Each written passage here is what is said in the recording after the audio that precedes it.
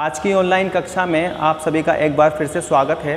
मैं आचार्य रितेश कुमार आज आपके लिए लाया हूँ कक्षा 11 के विषय अधिकोषण यानी बैंकिंग के अंतर्गत मुद्रा का महत्व। इसको हम लाभ भी बोल सकते हैं, मुद्रा के लाभ, इम्पोर्टेंस ऑफ मनी। ये टॉपिक ऐसा है, मुझे बताने की ज़रूरत नहीं है कि मुद्रा के क्या लाभ हो सकते हैं, क्या महत्व है आज के जीवन में मुद्रा का। ये सभी को पता है कि मुद्रा कितनी ज़रूरी वस्तु हमारे लिए बन गई है। इसके बिना ऐसा लगता है कि कुछ नहीं है हमारे जीवन में, मुद्रा ही सब कुछ है। ठीक है, लेकिन वो एक व्यावहारिक चीज़ है कि हम मुद्रा से क्या कर सकते हैं। मुद्रा नहीं होती तो हम कितने परेशान हो जाते हैं। हर चीज़ में मुद्रा चाहिए। आपको घर पे पूजा करा लो तो मुद्रा, कोई काम हो तो मुद्रा, हर चीज़ में आपको मुद्रा की आवश्यकता पड़ती ही है। तो मुद्रा का क्या महत्व है, इसको शब्दों में बखान करना बहुत मुश्किल है। फिर भी सैद्धांतिक दृष्टि से, बुक की दृष्टि से, परीक्षा की दृष्टि से मैं कुछ टॉपिक यहाँ आज आपको बताऊँगा कि मुद्रा का क्या महत्व और होता है जो हम देखते हैं उससे अलग परिवेश में। ठीक है, तो इसमें पहला हेडिंग है उपभोग के क्षेत्र में।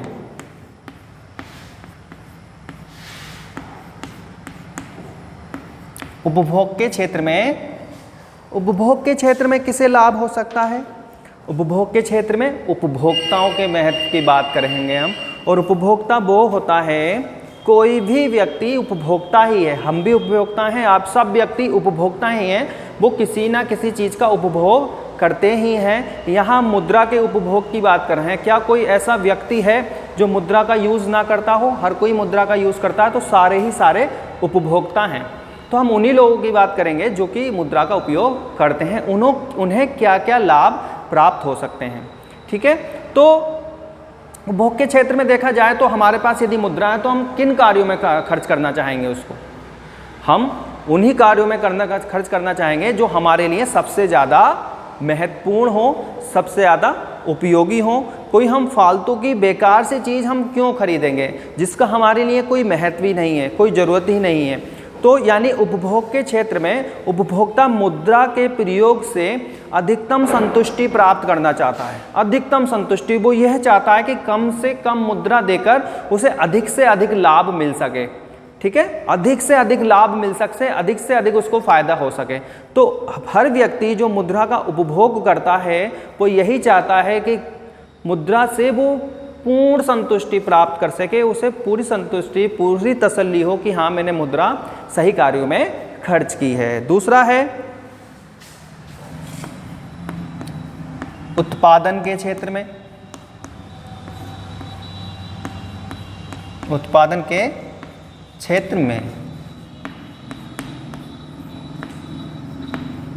उत्पादन के क्षेत्र में बात जाती है उन लोगों के पास जो कि किसी वस्तु का उत्पादन करते हैं। यानी उत्पादन के क्षेत्र में उत्पादकों को क्या लाभ है।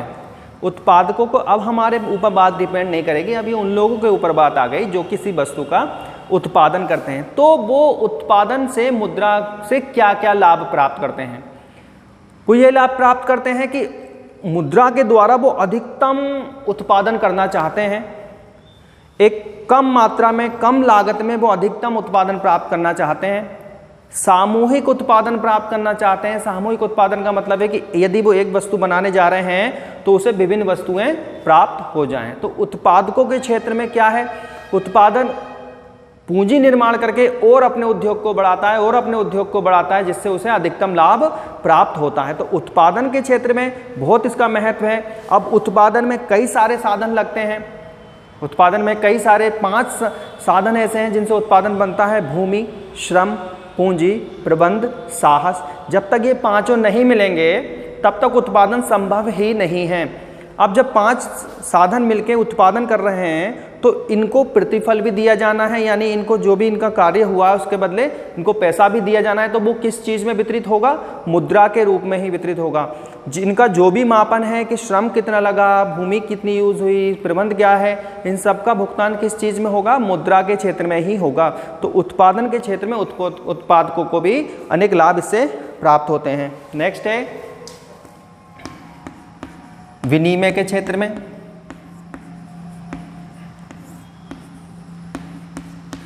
विनिमय के क्षेत्र से मतलब यहाँ अदल बदल प्रक्रिया से है, और अदल बदल प्रक्रिया के अंतर्गत सबसे पहले बात करेंगे वस्तु विनिमय की। जब वस्तु विनिमय के क्षेत्र में इसका क्या महत्व है, वस्तु विनिमय में अनेक कठिनाइयाँ थीं जो मैंने बताई थी, दोहरे सहयोग की कठिनाई, वस्तु विभाजन की कठिनाई, मूल्य हस्तांतरण की कठिनाई, वो सारी कठिनाई मुद्रा ने खत्म कर दी हैं। वस्तु विनिमय में आप जितनी कठिनाइयाँ थी वस्तु विनिमय में बहुत कम मात्रा में देखने को मिलता है, कठिनाइयाँ जितनी थी वो सब मुद्रा ने समाप्त कर दी। अब विनिमय के क्षेत्र में जब मुद्रा आई तो बाजारों का विस्तार हुआ, बाजार मार्केट्स बने, ठीक है, लेन देन बढ़े, तो इससे क्या हुआ, बाजारों का विस्तार हुआ। तो विनिमय के क्षेत्र में यानी बाजारों के क्षेत्र में मुद्रा का अत्यधिक महत्व है। ठीक है, आगे है वितरण के क्षेत्र में।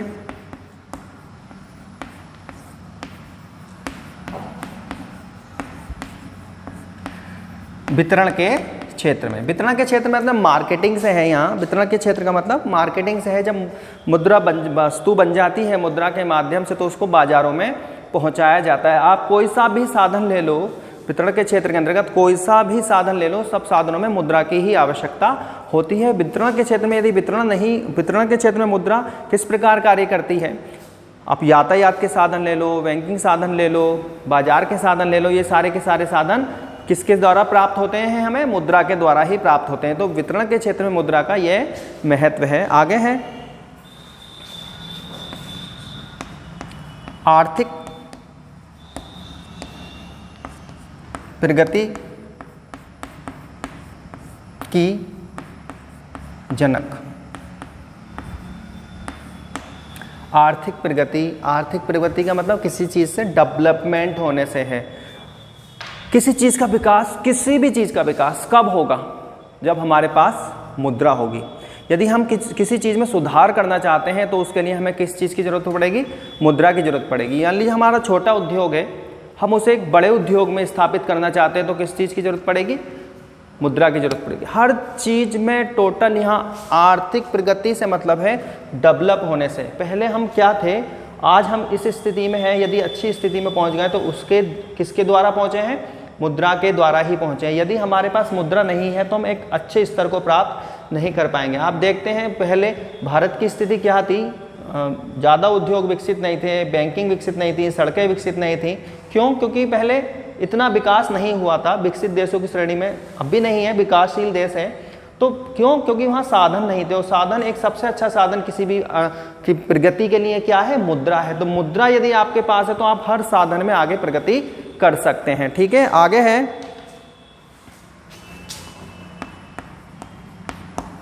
औद्योगिक प्रगति का आधार।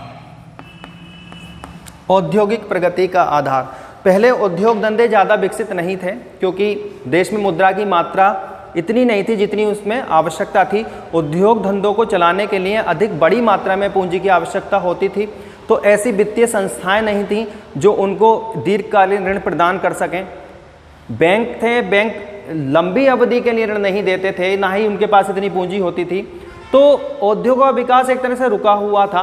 तो सरकार ने कुछ ऐसी औद्योगिक वित्त संस्थाएं स्थापित की जो उद्योगों में बड़ी मात्रा में और दीर्घकाल के लिए पूंजी प्रदान कर सकें। तो जब उद्योगों के पास पूंजी ही नहीं होगी तो वो अपना विकास या अधिक पैमाने पर उत्पादन करना ही संभव नहीं होगा। तो ये सारी कठिनाइयाँ आज उद्योगों के लिए दूर हो गई हैं। औद्योगिक प्रगति का आधार मुद्रा ही है।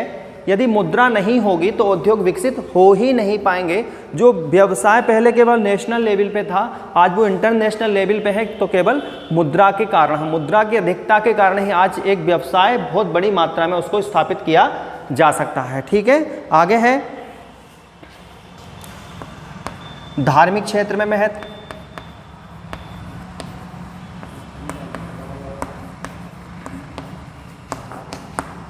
धार्मिक क्षेत्र में, और धार्मिक क्षेत्र में क्या है, धार्मिक मतलब धर्म से है। कोई भी पूजा पाठ कर लो, कुछ भी कर लो, किस चीज़ की आवश्यकता है, धन की। बिना धन के पूजा भी संभव नहीं है ना। तो उस हर चीज़ में, यानी आज धर्म के क्षेत्र में भी मुद्रा की आवश्यकता, महत्व हम जानते ही हैं। और लास्ट और अंतिम हेडिंग आज मैं यहाँ लेकर हूँ, राजनीतिक क्षेत्र में महत्व।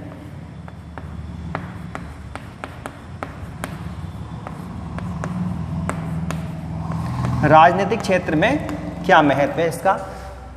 जब इलेक्शन होते होंगे देखा होगा आपने कितने पोस्टर, कितने बैनर, कितनी तरह से विज्ञापन, टीवी में विज्ञापन, रैलियाँ, इतने सब कुछ कैसे हो रहे हैं, किस स्तर से, किस वजह से, मुद्रा के कारण। इतनी बड़ी बड़ी रैलियाँ होती हैं, वहाँ से लोगों को बसों के द्वारा अलग अलग वाहनों से पहुँचाया जाता है, करोड़ों रुपए, लाखों रुपए खर्च होते हैं। तो किसके द्वारा? राजनीति में क्या चीज़ है? मुद्रा। मुद्रा के द्वारा ये सारे कार्य किए जाते हैं। तो क्षेत्र चाहे कोई सा भी हो, आप और भी हेडिंग इसमें बना सकते हैं, यही नहीं कि सब ये 8 ही होती हैं, और भी हेडिंग आप बना सकते हैं कि मुद्रा का किन किन क्षेत्रों में क्या क्या महत्व है। ये इम्पोर्टेंट हेडिंग थे, इसलिए मैंने यही समझाए हैं। इसके अलावा मुद्रा का महत्व क्या है? मुद्रा एक साधन है जो व्यक्तियों को अपनी आवश्यकताओं की संतुष्टि की पूर्ति करने के लिए उपयोग करता है। तो बस आज की वीडियो में इतना ही, और मिलते हैं अगली वीडियो में। जब तक के लिए धन्यवाद।